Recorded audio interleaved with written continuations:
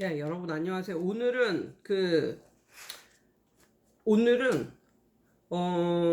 내가 친구 아니면 후배한테 말을 하는 심정으로 그렇게 얘기를 하도록 할게. 음. 대부분의 경우는 이 채널을 보는 사람들 중에서 대부분의 경우는 아마 나보다 나이가 어린 사람들이 그래도 한 50% 이상은 차지할 거라고 생각을 하고, 아무튼 나이가 만약에 나보다 많더라도 경력은 내가 더 오래 됐을지도 모르니까, 그러니까 뭐랄까, 그 나보다 어린 후배 강사들에게 내가 조언을 하는 그런 심정으로 오늘은 한번 반말을 써볼게. 알았지? 별로 기분 안 나쁘지? 시작한다. 강사로서 가장 큰 적이 뭔지 알아? 그건 있잖아. 어떤 프레임에 갇혀서 매몰되는 거야. 그게 가장 강사들이 가지는 가장 큰 적이다. 내가 대치동에서 이제 일을 했을 때 그때 한 달에 1,000만 원 이상을 번 적이 있었어.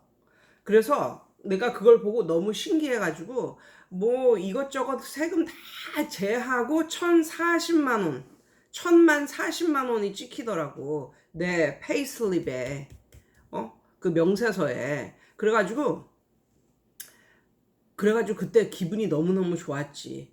그리고 뭐라고 생각하냐면 그때부터 나는 월 1,000만 원 이상을 버는 강사인 양 행동을 했지. 근데 따지고 보면, 가만히 생각해 보면 항상 월 1,000만 원 이상을 벌었던 건 아니야. 그걸 기점으로 월 1,000만 원 이상을 벌었지만 그때는 어느 때였냐? 방학 때. 응? 방학 때, 겨울 방학 때, 여름 방학 때, 애들 한창 몰릴 때, 뭐 이런 때였지. 내가 항상 그렇게 번 거는 아닌데, 마치 내가 항상 그렇게 버는 강사인 양 행동을 하고, 그렇지 못한 작은 학원에서 뭐 일하는 강사들을 약간 깔보듯이 생각을 하고 뭐 이랬었단 말이야. 근데 어느 날 어떤 일이 생기냐면, 난 도대체 시간당 얼마 정도 받는 강사일까? 그러면서 계산이라는 걸 해봤어. 그때 처음으로 계산이라는 걸 해본 거야. 근데 나로 말할 것 같으면 월화수목금토까지 일을 했을 뿐만 아니라 일요일에 보충도 나가는, 결국은 월화수목금토일 일을 하고 있었고, 그때 우리 집은 망해서 3번으로 이사를 갔고 나는 역삼동 근처에서 자취를 하던 시절이었어.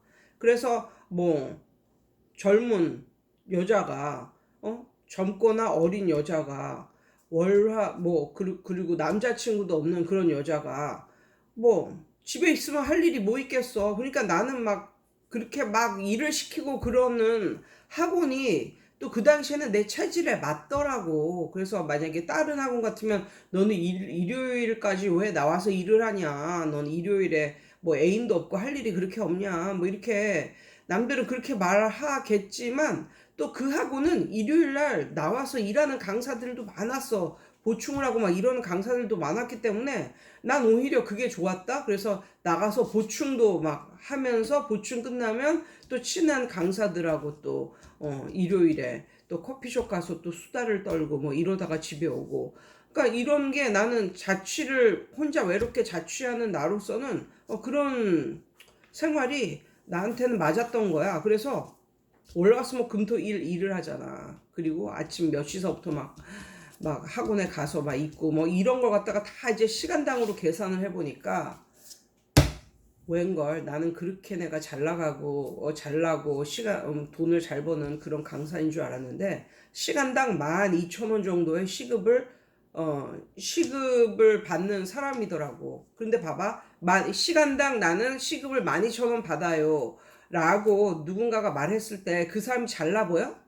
아니야, 하나도 안 잘나 보여. 물론 시간당 8,000원, 9,000원 받는 사람보다는 나아 보이겠지만, 시급 12,000원 정도 받고 일하는 사람이 뭐 이렇게 뭐 잘난 사람은 아니잖아. 잘나 보이는 사람도 아니고. 그러니까 나는 그냥 그런 사람이었던 거야. 나는 그냥 그런 사람이었는데, 단지 내 체력과 내 몸과 내 시간을 거기다가 다 투자를 해가지고 그렇게 돈을 벌었던 거지. 내가 만약에 하루에 한두 시간 일하고 그 정도 벌었으면 난 참 잘났다 이렇게 생각을 했겠지. 그렇지만 나는 하루에 잠자는 시간만 빼놓고 나의 모든 시간을 거기에 갈아 넣었다니까. 그렇게 하고 돈 1,000만 원 버는 게 뭐가 그렇게 잘난 거겠어. 아무튼 근데 나는 그때 그 계산을 해보기 전에는 내가 정말 잘난 사람이라고 생각을 했었어. 그러니까 그게 나는 어떤 프레임에 갇혀 있었고, 그게 나로 하여금 전진하지 못하게, 더 이상 발전하지 못하는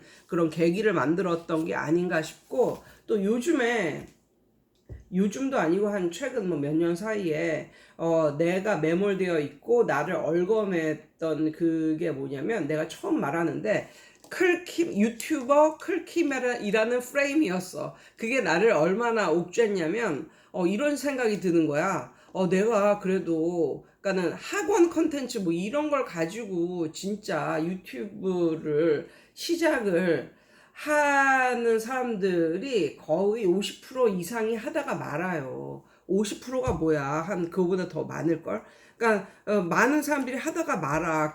그 이유는 뭐냐면 이게 성장을 못하니까. 이 유튜브 자체가 성장을 못하니까 그렇게 힘든 거야. 그리고 그런 걸 가지고 하는 선생님들 보면 진짜 꼼꼼하게 막 편집도 너무 잘하고 막 그냥 완벽주의 막 이러다 보니까 정말 막 자기 시간과 노력 이런 걸 다 들여서 이거 했는데 별로 학원 컨텐츠는 일반 사람들이 좋아하는 컨텐츠가 아니잖아. 그러다 보니까 뭐 별로 조회수도 안 나오고 구독자도 없고 그러니까 이제 그만두고 뭐 이런 경우가 굉장히 많단 말이야. 그런데 나는 우연히 시작한 그 유튜브가 학원 컨텐츠로 봤을 때는 그래도 구글에서 내가 한 달에 한 12만 원 정도 지금 받고 있거든. 그러니까 망한 유튜버는 아니라 이거지. 그리고 내 자신이 뭐 수많은 컨텐츠 중에 진짜 뭐 한 구독자 3,000명도 안 되는 거 이거 아무것도 아니지만 내가 학원 컨텐츠 사이에서 구독자가 약이라고 했어. 내가 지금 약 about 약 3,000명 정도 된다는 건 이거는 큰 의미거든. 근데 내가 나를 클킴이라는 프레임에 가둬놓고 뭐라고 했냐면, 야, 내가 그래도 유튜버 클킴인데 애들의 숫자가 이 정도는 돼야지. 그래서 혹시나 내 구독자가 지나다가 퇴촌을 지나다가 갑자기 들려서 학원문을 이렇게 열었는데 클킴이 애 한 명, 두 명 앉혀놓고 수업하고 있어. 아, 이거는 진짜 이미지가 이건 아니잖아. 그렇잖아. 근데 내 유튜버가 어떻게 퇴촌을 지나다가 잠깐 인사라도 하려고 어느 날 들렸어. 들렸는데 딱 문을 여니까 진짜 이건 시골에 애들도 없는 이 시골에서 안에 애들이 북적북적 있어. 그러면 이제 내 얼굴이 사는 거잖아. 뭐 그런 느낌이 들어서 그런지 몰라도 어느 때부터인가 이건 돈을 벌기 위해서도 아닌데 나는 부업이잖아. 남편이 벌고 있으니까. 근데 돈을 벌기 위해서 막 이런 것도 아닌데 어느덧 내가 아이들 숫자에 매몰되어 있더라고. 아이들의 숫자. 그래서 이거는 받지 말아야 되는 애들인데도 받고 이런 경우가 좀 있었단 말이야. 그리고 가장 최근에 있었던 거는 이런 거지. 내가 분명히 여기는 교습소고, 그 1시부터 7시까지 아이들 가르치고, 교습소는 혼자 하니까 아이들을 태워다 줄 수가 없어요, 집에다가.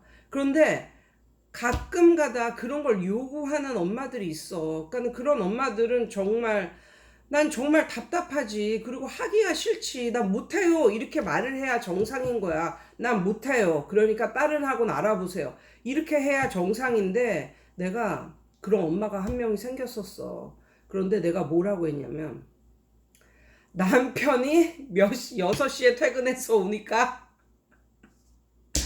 그때까지 기다려 주신다면 집에 데려다 주겠습니다. 이렇게 한 거야. 내가 왜 그랬을까? 나는 은근히 소심한 면이 진짜 있다니까. 그래서 남편이 이제 회사가 좀 일찍 끝나는 편이니까 회사 끝나고 와서 걔를 이제 데려다 준다. 근데 그것 때문에 남편하고 싸울 뻔한 그런 때도 있었는데, 어느 날은 남편이 안 와. 그래서 전화를 하니까 뭐 회사에 좀 일이 있어서 이렇게 뭐 또 친구하고 뭐 말도 하고 뭐 이러느라고 좀 늦는다는 거야. 그래서 내가 남편한테 막 큰 소리를 질렀어. 그러면 얘는 누가 데려다 주냐고 막 이러면서. 그러니까 이거는 약간 뭔가가 이거는 아니다 싶은데 이걸 꾸역꾸역 애를 데려다 줬어. 근데 얘네 집은 왜 이렇게 먼 거야? 학원 근처도 아니고 진짜 먼데 사는 애야. 근데 시골에서 먼데 사는 애를 매일 데려다 준다고 생각해봐. 내가 계산을 봤는데 얘가 16만 원 내고 학원을 다니는 애인데 값만으로도 10만 원이 넘게 나오겠더라고. 그리고 남편은 뭐냐고, 무슨 죄냐고. 와, 그런데도 내가 이걸 몇 달간 꾸역꾸역 해줬어. 나도 미쳤지. 그러니까 진짜, 그러면서 맨날 기도를 했지. 제발 학원 여기 좀 그만 다녀라. 그만 다녀라. 나 진짜 너무 힘들다. 뭐 이런 식으로. 왜냐면 남편도 그렇게 운전을 좋아하는 성격이 아니거든. 뭐, 직장을 나갈 때는 어쩔 수 없이 운전을 해야 되지만, 그래서 난 진짜 운전하는 게 진짜 싫어. 근데 우리 남편도 운전을 좀 싫어해. 그래서 아무튼 그렇게 하다가 어느 날 얘가 이제 그만둔다고 그래. 그랬어. 그랬더니 속으로 이게 은근히 너무너무 좋은 거야. 나의 그 뭐랄까 짐 하나를 벗기는 듯한 그런 느낌 있잖아. 그러면서 나는 왜 이런 짓을 했을까를 생각해 보면 이건 돈 때문이 아니야. 돈 때문이면 더더욱 안 해야지. 기름값이 10만 원 이상 나온다니까. 근데 했잖아. 이건 뭐냐면 그냥 애들 머릿수에 내가 약간 머릿수에 이게 매몰되어서 사는 거야. 그리고 또 언젠가는 또 내가 그렇게 그 데려다 주지 않는다고, 픽업 서비스는 안 한다고 학원 소개를 할 때 그렇게 하는데도 어떤 초등학교 1학년짜리 애가 들어왔는데 그 할머니가 그러는 거야. 이거 끝나고 바로 저기라고, 여기서 눈에 보인다고, 여기서 눈에 보이는 빌라라고, 거기 공부방까지만 애 손잡고 데려다 주면 된다고. 근데 나는 그게 가능할 줄 알았어. 그래서 알았습니다 하고 뭐 한 명 들어오는 거니까, 또 한 명의 머릿수가 채워지는 거니까 괜찮은 거잖아. 그래서 그냥 받았다. 근데 거길 갔다 오는데 정말 가까운 곳이야. 가까운 곳이긴 해. 가까운 곳이긴 한데 얘 손을 잡고 갔다가 데려다주고 오잖아. 그러면 10분이 훨씬 훌쩍 지나가 버리는 거야. 근데 그 10분 동안 10분 동안 거기서 이제 교습을 하고 있는 중학생은 괜찮아. 중학생은 단어 외우고 있으라고 이제 이렇게 하면서 이제 가니까 중학생은 나름대로 하는데, 늦게 오는 초등학생들이 있어. 그 애들은 그 10분 동안 완전히 학원을 아수라장을 만들고 있다는 거지. 그래서 내가 몇 번 그 짓을 하고, 와, 이거는 안 되겠다 싶은 거야. 이거는 안 되겠다 싶은 거야. 그런데 그 초등학교 1학년짜리 애가 좀 똑똑한 애야. 한번 몇 번 데려다 줘 봤는데 얘가 너무너무 길을 알아서 잘 가더라고. 그래서 너 이 공부방 언제부터 다녔니? 그때 1년 동안 다녔다는 거야. 1년 동안. 그럼 1년 동안 다녔으면은 잘 아는 거야. 가는 길도 잘 알고 학원에서도 너무 가깝고 이러니까 그냥 자기가 알아서 갈 수도 있는데, 그 할머니는 그래도 1학년짜리 애니까 좀 걱정이 된 거지. 근데 어느 날 이건 아니다 싶어가지고 그 집에 할머니한테 전화까지는 안 하고 그냥 걔 똘똘한 초등학교 1학년짜리한테 그랬어. 앞으로는 알아서 걸어 다니라고. 그랬더니 걔가 네? 이러는 거예요. 아무렇지도 않게. 네, 알았어요. 뭐 이렇게. 그래서 이제 그 짐도 이제 마침내 벗었어요. 그래서 이제 지금은 온전히 가르치는 거에만 집중을 할 수 있는 게 됐고, 내 남편은 뭐 좀 뭐 친구들하고 뭐 대화를 하거나 뭐 이렇게 좀 일이 있거나 그러면 늦게 와도 아무런 지장이 없는 이제 그런 나의 삶이 된 거야. 그러니까 너무너무 편하고 좋더라고. 그런데 나는 왜 이렇게 안 살고, 그렇게 딱 보면 애들이 얘는 나하고 안 맞을 것 같은 애도 있고 그런 부모님도 있어. 그리고 한두 번 가르치다 보면 아 얘는 정말 좀 아닌 것 같은 그런 애들도 있는데 그런 애들을 꾸역꾸역 가르치는 거야. 왜? 나는 클킴이니까. 나는 클킴이니까 어느 정도의 애들은 보유하고 있어야 남들 보기도 좋고 이렇단 말이야. 지금 생각해보면 그게 돈 때문은 아닌 것 같아, 진짜로. 왜냐하면 나는 부업으로 하는 거고 작년 한 해 동안 나 같은 경우는 코로나 때문에 시작한 그 주식으로 돈을 꽤 벌었어요. 그러니까 물론 주식은 지금도 하고 있지만 작년에는 꽤 많이 벌었어. 지금은 별로 마이너스는 아니고 지금도 나쁘진 않아. 플러스 10% 정도는 되니까. 뭐 작년에는 뭐 100%막 이렇게 80% 100%까지는 안 가고 80% 이렇게까지 갔으니까 이제 그렇게 좀 돈을 번 거고 올해도 한 10% 정도는 되는 것 같아. 근데 올해 장은 뭐 작년보다 나빠서 그냥 올해는 그냥 저축하듯이 그냥 그렇게 은행에 저축을 안 하고 주식에 저축을 하듯이 그냥 이렇게 넣고 있는 그런 실정인데 그런데 이게 나만 그런 거야? 나만 그런 게 아니잖아. 다른 선생들도 아이들의 숫자에 그렇게 매몰되어 있다. 봐봐. 한 명의 아이들이 나가는 거하고, 그 돈이, 한 명을 가르치는데 한 20만 원이 들어온다고 생각을 해. 그럼 한 명의 애가 나가는 거랑 돈 20만 원이 없어지는 거랑 모든 선생들한테 너 어떤 게 더 슬프냐? 그러면 한 명의 애가 나가는 게 훨씬 더 슬프다고 말을 해. 이거는 연인하고 헤어지는 느낌? 뭐 이런 느낌까지 된다고도 말을 하고. 진짜, 강사로서 학생이 그만두는 거는 정말 뼈 아픈 그런 아픔이야. 그런데 그게 왜 그렇게 아플까? 결국은 선생님들이 이런 돈을 버는 그것도 있기는 하겠지만, 뭐 가장이라면 더더욱 그렇겠지만, 그거를 넘어서는 아픔이라면 그거는 그 선생님이 아이들 명수에 매몰되어 있는 그런 삶을 살아서 그런 것 같아. 그런데 최근 들어서 이러한 나의 프레임을 깨는 그런 작은 변화가 생겼다. 그게 뭐냐면 이거였어. 내 친구를 만나서 내 친구가 이제 귀향을 했거든, 귀향을. 근데 귀향을 해도 여전히 큰 대도시야. 귀향을 해서 이제 거기서 이제 살고 있는데, 최근 들어서 줌으로 여기서 이제 평촌에 살았던 선생이 이제 귀향을 한 거거든. 근데 평촌, 뭐지? 무슨 댄스라고 그러지? 방송 댄스. 방송 댄스 평촌에서 배웠던 그 방송 댄스 그 사람과 이제 연결이 돼가지고 지금도 줌으로 방송 댄스를 한다는 거야. 줌으로 방송 댄스를. 그래서 내가 그랬지. 아니, 돈이 뭐 튀나, 왜 유튜브 보면은 뭐 땅끝 부부도 있고, 뭐 이렇게, 헬스 땅끝 부부 엄청 유명하지. 근데 아무튼, 유튜브 보면은 뭐 그렇게 그런 거 보고 따라하면 될 텐데, 왜 굳이 돈을 내고 그것도 학습하는 그런 것도 아니고 몸을 쓰는 그런 일을 돈을 주고 줌으로 해? 이랬더니, 내 친구가 그러는 거야. 줌으로 하는 게 얼마나 좋은지 알아? 매일매일 출석 체크를 해. 이러는 거야.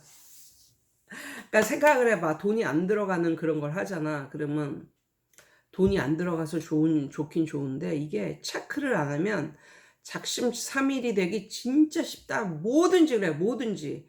그런데 줌으로 하면 출석 체크가 된다는 거야. 그리고 그거로 막 방송 댄스를 하는데 내 친구가 40대잖아. 그래서 거기서 제일 늙었지. 선생님이 제일 늙었지. 그랬더니 아니라는 거야. 50대도 있고 60대도 있고 막 이렇다는 거야. 방송 댄스를 배우는 여자들이. 그러면서 가끔씩 이렇게 자세 교정을 해준다는 거야. 그 가르치는 선생이 방송 댄스를 줌으로 하면서. 그래서 자기는 줌으로 하니까 매일매일 거기를 들어가서 같이 따라 해야 되고 선생이 자세 교정 뭐 이런 것도 해주고 그러니까 그걸 계속 하게 됐고 정말 내 친구 몸매를 봤더니 너무너무 나는 딱 보면 그냥 뚱땡인데 내 친구는 진짜 너무너무 몸매가 진짜 날씬하고 너무너무 좋은 거야. 그러니까 내 친구는 이제 결혼을 아직 안 했는데 내가 말했잖아. 끼리끼리 모인다고. 내 친구들 중에 최근 들어서 결혼한 애들도 많고 뭐 아까 결혼한 지 몇 년 안 된 친구들도 많고 아무튼 지금도 싱글인 애들도 많고 나도 이제 늦게 결혼을 했는데 이제 그런 거야. 그러면서 줌으로 하니까 돈은 좀 들지만 그래도 매일매일 오프라인으로 이제 가서 학습받는 것보다는 훨씬 돈이 그거보다는 적게 들지만 공짜로 배우는 것보다는 돈이 좀 더 들지만 그래도 효과가 있다는 게 효과가 왜 매일매일 출석 체크를 하고 간간히 교정을 해주니까 포즈나 뭐 이런 걸 교정을 해주니까 그래서 그 귀향을 했는데도 불구하고 평촌에 있는 그 선생 방송 댄스 선생과 줌으로 맨날 교습을 한다는 거야. 그래서 그거를 딱 듣고 내가 생각을 했지. 아, 나는 왜 내 학생들을 퇴촌 안에서만 차지를 했을까? 어, 나는, 나는 왜 그랬을까? 그게 나는 그렇게 매몰되어 살았다는 게 좀 더 신기하다라는 생각이 그 순간 든 거야. 새는 알을 깨고 나온다. 데미안. 아무튼 그래서 어떤 생각이 들었냐면, 그러니까는 이런 작은 마을에 이렇게 이렇게 매몰되어서 이렇게 살다 보면 주변 사람들의 눈치를 보면서 살게 돼요. 그러니까 내가 내 스타일대로 할 수가 없는 거야. 자꾸만 주변에 맞춰야 되고 뭐 이렇게 하다 보니까 원래는 내 스타일대로 하는 게 더 맞는데 그게 약간 좀 왜곡이 되고 변질이 되고 아니면 좀 약화되고 이런 스타일로 가는 거야. 왜냐면 주변에 맞춰야 또 나한테 배울 사람들이 오니까. 그런데 지금 그 순간 든 생각은 와 나도 이게 전국구로 좀 해봐야 되겠다. 뭐 이런 생각이 들면서 그러니까 그때 그걸 깨우쳤어. 아, 나도 전국구로 해야 되겠다. 줌으로 해야 되겠다. 난 이미 그 작년에 그 고등부를 줌으로 이제 가르치면서 그걸 살짝 경험을 했었는데 코로나 이게 약간 좀 이제 느슨해지면서 다시 애들이 학원으로 오고 이러다 보니까 그쪽으로는 별로 생각을 안 하고 있었거든. 줌으로는. 그런데 아, 내가 이렇게 스트레스를 받으면서 나하고 안 맞는 애들을 굳이 이렇게 가르치면서 스트레스를 받으며 이렇게 살지 말고 전국구로 나가서 나에게 맞는 애들을 한번 가르쳐 보자. 그런데 그렇게 가르치려면 그러니까 유튜브를 내가 처음 시작할 때도 막 편집하고 이런 게 좋지만 이렇게 하면 시간이 너무 많이 나가고 내가 너무너무 힘들어져. 모든 사람들이 그런 이유로 이제 그만둔 거거든. 그래서 만약에 내가 전국구를 줌으로 만약에 이걸 한다면 어려운 이런 걸 하지 말고 내가 진짜 공부 안 하고 가르쳐도 쉽게 가르칠 수 있는 그런 걸 한번 생각을 해보자.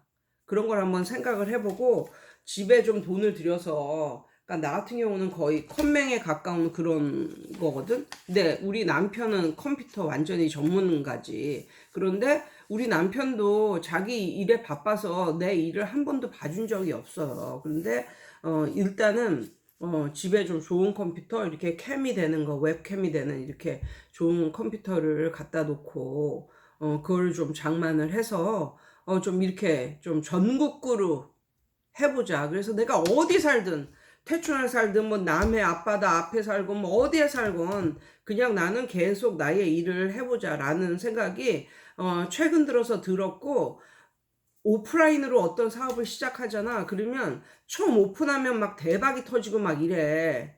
오픈빨이라는 것도 있잖아. 근데 가다 보면 이게 점점 사그라지는 그런 게 굉장히 많거든. 그런데 온라인은 반대인 것 같아. 정반대인 것 같아. 물론 이 정반대인 게 장점도 있고 이제 단점도 있는데 이제 오프라인으로 이걸 시작을 하면 맨 처음서부터 만약에 뭐 학원을 시작한다 싶어. 그러면 오프라인으로 만약에 학원을 맨 처음부터 시작하면 막 첫 달에 몇십 명씩 막 들어오고 막 이러면 첫 달부터 돈이 벌려요. 그러니까 그게 너무 좋은 거야. 그런데 온라인으로 이제 이걸 시작하잖아. 그러면 굉장히 더뎌. 굉장히 더디게 갈 거야. 그러니까 뭐 몇 달 한 3만 원, 5만 원 받으면서 몇 달을 아니면 1년 이상을 한 명, 두 명을 데리고 갈 수도 있어. 그렇지만 내가 확신하는 건 뭐냐면 이 온라인 베이스로 가잖아. 출발은 더딜지언정 끝은 진짜 빠르다. 그래서 만약에 이거로 시작을 했을 때 진짜 1년까지 나한테 듣는 애들이 없거나 아니면 한두 명이라 할지라도 이게 점점 가면서 이게 단언컨대 한 5년 정도 하면, 그렇게 5년 정도 가면 진짜 오프라인으로 애들 그냥 뼈골 빠지게 이렇게 가르치는 것보다 훨씬 낫진 않을까 이런 생각을 갖고 내가 신사임당이나 뭐 이런 그런 걸 많이 보거든. 근데 모든 온라인으로 성공한 사람들의 말을 들어보잖아.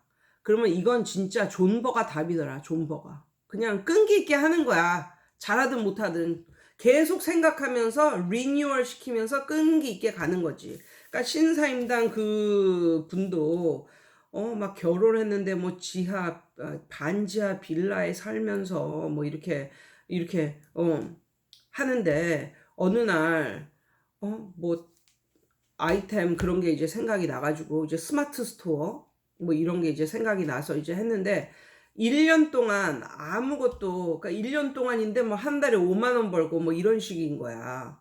그러니까 그 신사임당님도 그렇게 말하더라고.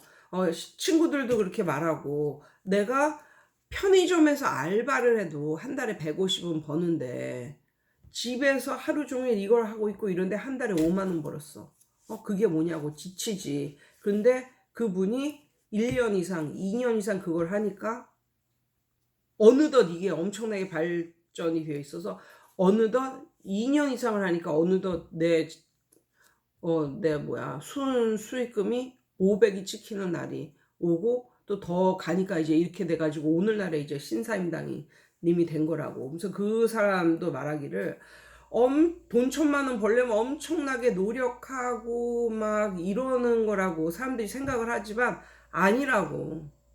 정말 쉽게 아무것도 아니게 그렇게 돈을 버는 사람도 있다고. 그런데 정말 부자의 개념은 내가 이 돈을 벌었어. 부자야. 그런데 이 돈을 벌려면 내가 이 장소에서만 하루에 10시간 이상 막 일을 하고 막 토요일 일요일에도 고객이 오면은 일을 하고 이렇게 하는 것이 아니라 시간과 공간의 자유로우면서 별 하루에 한두 시간, 두세 시간 많이도 아닌 이렇게 일하면서 시간과 장소의 제약 없이 그렇게 사는 게 진정한 부자의 삶이다. 뭐 이런 식으로 말을 하는데 그걸 보고 난 충분히 이해가 갔고 그래서 나는 스마트 스토어 이런 걸로 비즈니스를 할 수는 없으니까 나는 교육으로 앞으로 약간의 돈을 들여서 장비를 마련해서 교육으로 이걸 한번 시작을 할까 해.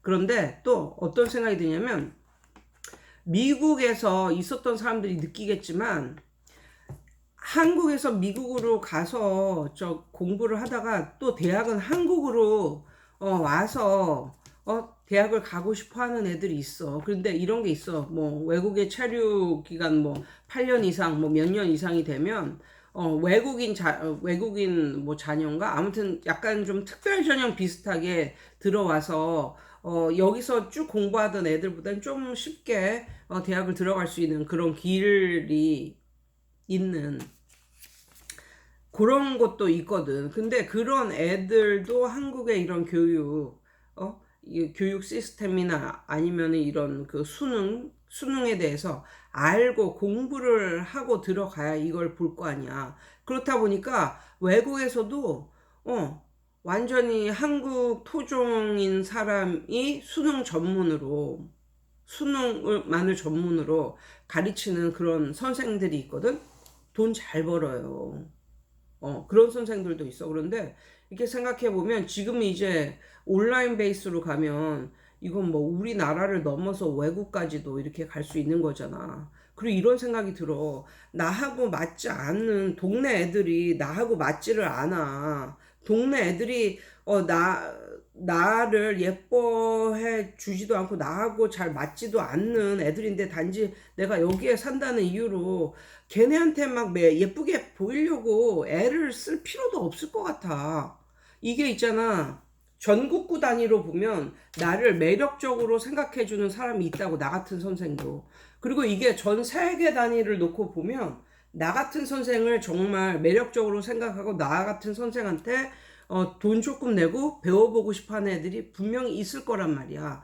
그것은 이게 좁을 때보다, 이게 바운더리가 좁을 때보다 넓을수록 더 그 숫자는 많아지겠지. 그러니까 뭐랄까, 요즘 들어서 드는 생각은 동네 학원이라고 동네 사람들 아니면 동네 애들한테 맞출 필요는 없다라는 생각이 들어. 이게 오늘 아침에 들었어.